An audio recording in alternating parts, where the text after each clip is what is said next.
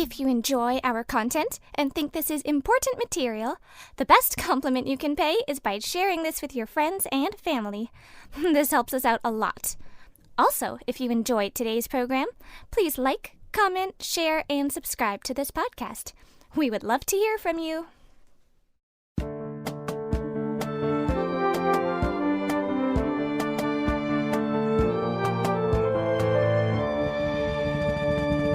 The Truth in My Days podcast is sponsored by the Truth in My Days ministry.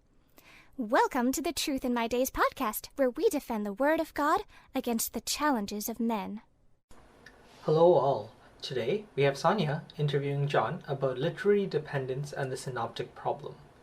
This is looking at the process by which the gospel authors went about writing the gospel books.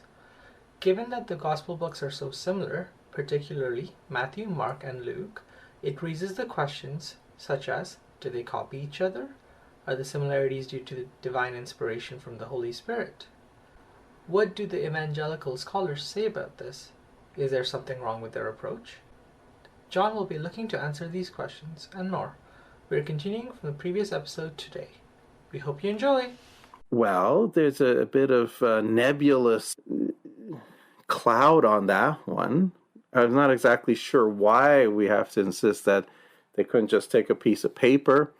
John, for example, tells us that the reason he wrote is because he wants people to believe in Jesus and have life in his name. So you would think that, he took some sheets of papyrus. Yep, this is what Jesus did. This is what he said. This is how he died. This how he rose again. We saw him. Like you would think a person could do that. But they would say, no. The existing literary genre.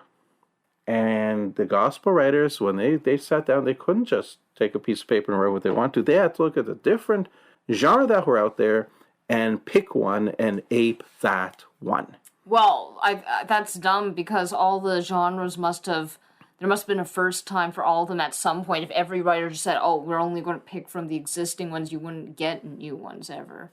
You would think so, yes. That seems pretty obvious. And if you're going to say it has to be a genre, like we said, why couldn't the genre be gospel? Why couldn't that have been it? Right? Why not? Well, I guess because they weren't around before Jesus. No gospel before Jesus. Yes, but as you said, genres come into being with somebody. There has to be somebody to do it the first time. You would think that they could do that. And that's how they were accepted. That's what they're considered to be for centuries. Why not go with what Luke says in his prologue? He says, I just wrote an orderly account so that you may know the certainty of the things we've believed. Why can't you just do that? As long as it's in order, gives the facts so you know the certainty of what we believe. It seems to me that trying to shoehorn the gospel books into an existing genre is pointless. There's nothing to be gained by doing it, and it's unreasonable. Nevertheless, biblical scholars, and including evangelical scholars, in the latter part of the 20th century, suddenly decided they had to do just exactly that. So what do they pick as the genre for the gospel books then? They picked what is called Greco-Roman bioi, in singular bios, which is a word for life. We get the words like biography, biology from that word. Bioi is the plural, lives. In Latin it would be the vita or the vitae in plural. But Jesus wasn't a Greek and he wasn't Roman. No, but it was one of the genres that existed at that time. It was the closest genre they could find to what they wanted to tell. When you want to tell about somebody, you want to tell somebody's life, they want to tell about the life of Jesus, well, that's the genre you pick. So there are no biographies existing at the time except for in the Greco-Roman style? Well, in the Greco-Roman world, so yes, that's what would have been around at that point.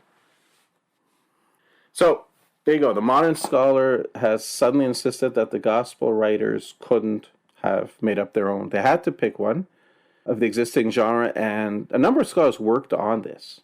But it seems that it was the work of a certain Dr. Richard Burridge, whose publication in 1992 of a book called What Are the Gospels? A Comparison with Greco-Roman Biography, that really tipped evangelicals in favor of this view.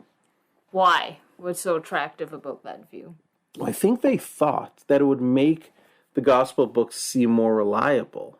attempts to say that this was fable or they're writing fiction, they're writing a novel, as some have tried to argue in the past, become difficult to maintain if you can say, nope, they're clearly writing bioi, Greco-Roman bioi, which is about real people and telling real accounts of real people.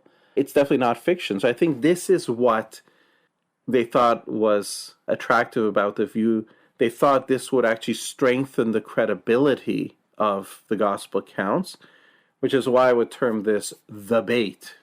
Why would you call it bait? Because bait is something attractive that leads one to fall into a trap. And by going the Greco-Roman bioi route, they fell into a trap.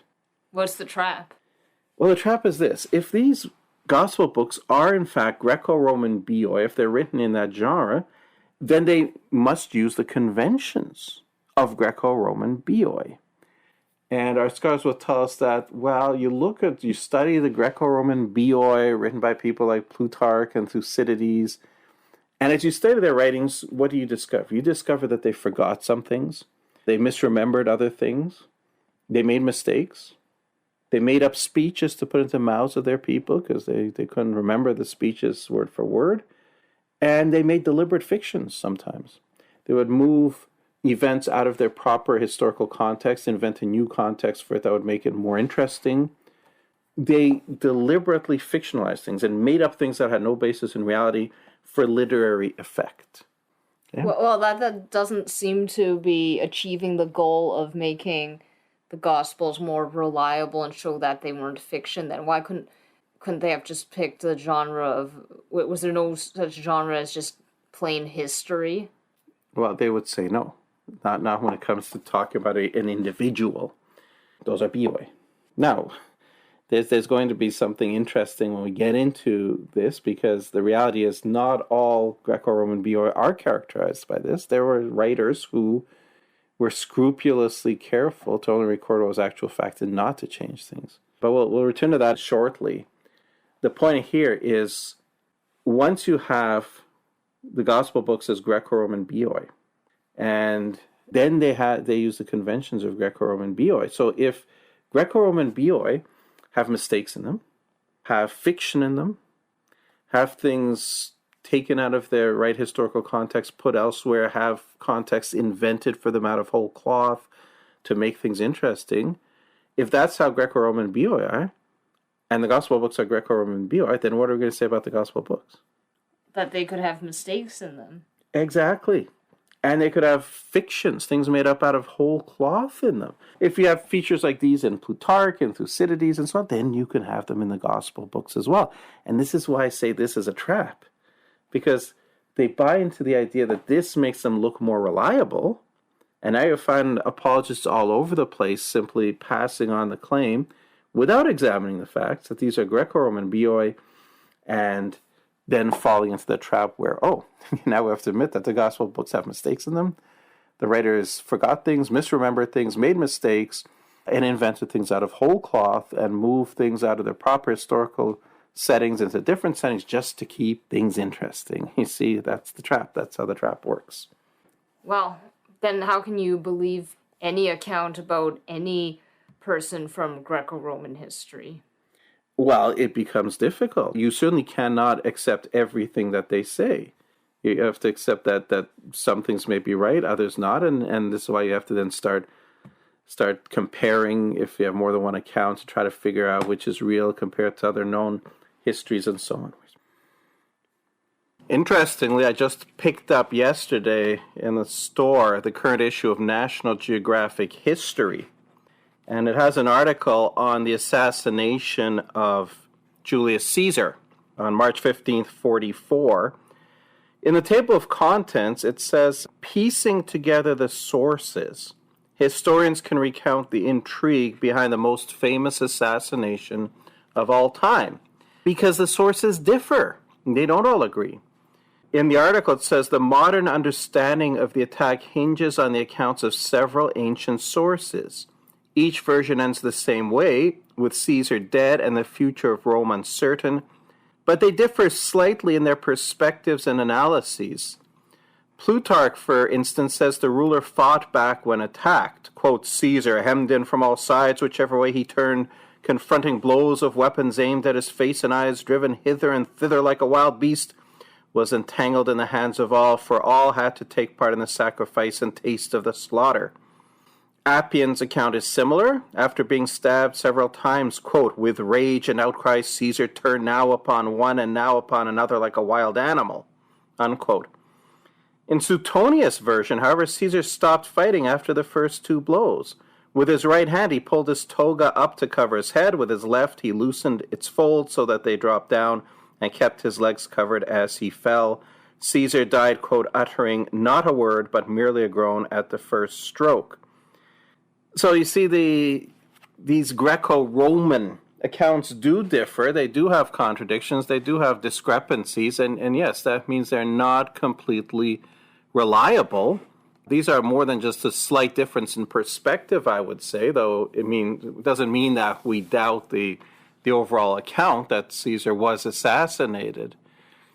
But this is what these evangelical scholars now want to change the gospel books into, from inerrant accounts of what actually happened, written by people who were empowered by God and directed by God to write inerrant material, to Greco-Roman biographers who would get things wrong, make mistakes, and invent fictions to make things sound better. Well, even by those standards, I think the same scholars today who complain about small discrepancies in the resurrection account, if they applied that same kind of standard to the assassination of Caesar, they should be saying, oh, he was never assassinated. Yes, and apologists do bring up that point sometimes, that there's a double standard from historians here. There's a double standard because, in fact, the accounts of ancient events from the ancient world, wherever you have more than one account, yes, there are discrepancies, often many of them, and more so than you would have supposed ones in the gospel books. I would say that regarding the resurrection accounts, the claim is made, yes, that they are not reconcilable. There are so many discrepancies and errors. We've shown that that's not true. We have an article on our website where we did go through the 4 gospel accounts and showed, it took only about an hour or so to show that, yes, everything can fit together. It is a double standard, but the only thing I would say in response to that, to be fair, is, yes, we might be wrong about some details of Caesar, but it doesn't affect our lives if we get it wrong. Whether we're right or wrong about Jesus is something different. We're being asked to commit our eternal destinies to him, so we do want a higher standard of believability there than we do on the accounts of Caesar. Thank you, everyone, for listening today. Unfortunately, we have run out of time, but please join us for the next part tomorrow. Same time and same place. Thank you for listening to the Truth in My Days podcast with John Torse. If you like our content, please share this information with family and friends. It helps us a lot. We also would love to hear from you. You can reach us on Facebook, Instagram, and YouTube by searching Truth in My Days as one word again. Truth in My Days as one word. No spaces in between. Or reach us by email at info@truthinmydays.com. You may also visit our website for more comprehensive material and to learn more about our ministry. Our website is truthinmydays.com. Thank you.